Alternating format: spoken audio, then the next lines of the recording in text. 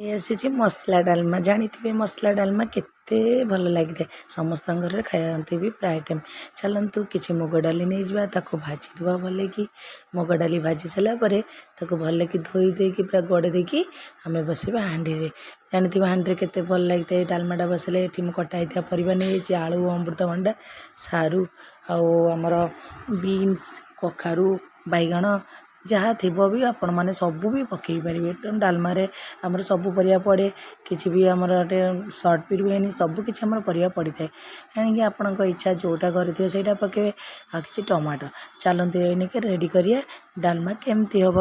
ଚାଲନ୍ତୁ ପ୍ରଥମେ ଆମେ ଗ୍ୟାସ୍ ଲଗାଇବା। ଗ୍ୟାସ୍ରେ ହାଣ୍ଡିରେ ଆମର ଯେହେତୁ ଡାଲମା ହୁଏ, ମୁଁ ଆଗରୁ ରେଡ଼ି କରି ଡାଲମା ହଳଦୀ ଆଉ ତେଜପତ୍ର ଦେଇକି ମୁଁ ବସାଇ ଦେଇଛି ଡାଲିକି ଧୋଇକି, ତାକୁ ଫୁଟିବାକୁ ଛାଡ଼ିଦେବା। ଟିକେ ଡାଲମାଟା ଫୁଟି ଆସିଲେ ଆମେ କଟା ହେଇଥିବା ଅମୃତଭଣ୍ଡା, ଆଳୁ ଆଉ ସାରୁକୁ ପକାଇଦେବା।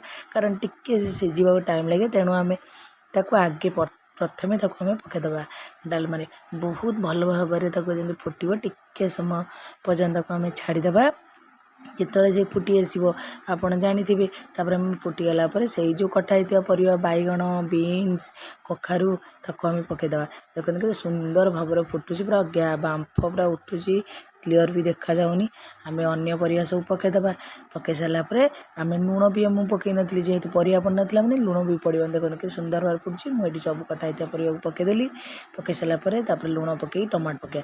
କେବେ ପ୍ରଥମେ ଲୁଣ ପକାଇବେ ନାହିଁ, ଟମାଟୋ ପଛରେ ପକାଇବେ, ଆଗେ ଲୁଣ ପକାଇବେ, ନହେଲେ ଲୁଣ ଠିକ୍ସେ ପାଇବ ନାହିଁ। ଚାଲନ୍ତୁ ଏ ଦେଖନ୍ତୁ ସବୁ ପକାଇଦେଲି, ତାକୁ ଆମେ ଏଇ ଲୁଣ ଦେଇକି ମୁଁ ତାକୁ ଟମାଟୋ ପକାଇ ଘୋଡ଼େଇଦେବା। କିଛି ସମୟ ପାଇଁ ଆମେ ଘୋଡ଼େଇଦେବା, ଟିକେ ସିଝିବାକୁ ଆମେ ଛାଡ଼ିଦେବା।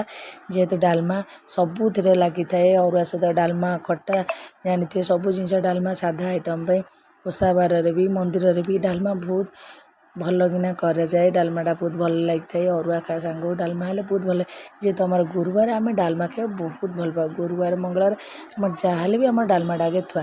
ଦେଖନ୍ତୁ ପୁରା ମୁଁ ମସଲା ରେଡ଼ି କରିଦେଲି, ଯାହା ଆମର ଗୁଣ୍ଡ ମସଲା ଜିରା, ଧନିଆ, ହଳଦୀ ସବୁ କିଛି ଗୁଣ୍ଡ ମସଲା ରେଡ଼ି କରିଦେଲି। ଏଠି କିଛି ଶୁଖିଲା ଜିରା, ଲଙ୍କା ରଖିଦେଇଛି, ତାକୁ ଟିକେ ଜିରା ଭାଜିକି ରଖିବି। ଏଠି କିଛି ଅଦା ବି ଛେଞ୍ଚିକି ରଖିଛି।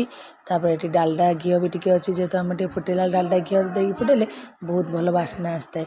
ଏ ଦେଖନ୍ତୁ ଡାଲମାଟା ଆମର ପୁରା ସିଝିବାକୁ ଟିକେ ଟାଇମ୍ ଲାଗିବ, ଟିକେ ସିଝି ଆସିଲାଣି। ମୁଁ ଏଇ ଘାଣ୍ଟିକିରେ ଚାମଚରେ ଦେଖୁଛି ସିଝିଲା ନା ନାହିଁ, ଆଉ ଟିକେ ସମୟ ଲାଗିବ। ଡାଲମା ସିଝିଗଲା ପରେ ଆମେ ମସଲା ରେଡ଼ି ଯେଉଁ ହେଇଛି ଆମର ଏଠି ଜିରା ଗୁଣ୍ଡ, ଧନିଆ ଗୁଣ୍ଡ, ତା ସାଙ୍ଗକୁ ଆମର କରି ପାଉଡ଼ର ଟିକେ ପକାଇଦେବା। ଆଉ କିଛି ଡାଲମା ମସଲା ପକାଇବା ବି ସୁଦ୍ଧା ତାକୁ ଆମେ ରେଡ଼ି କରି ରଖିଥିବା। ଦେଖନ୍ତୁ କେମିତି ସିଝିଗଲାଣି। ମୁଁ ଚଟକା ଟିକେ ମାରିଦେଲି। ବେଶୀ ଡାଲମାଟା ଆଣ ଭଳିଆ ଅଧିକ ସିଝିଗଲା, ଆଣ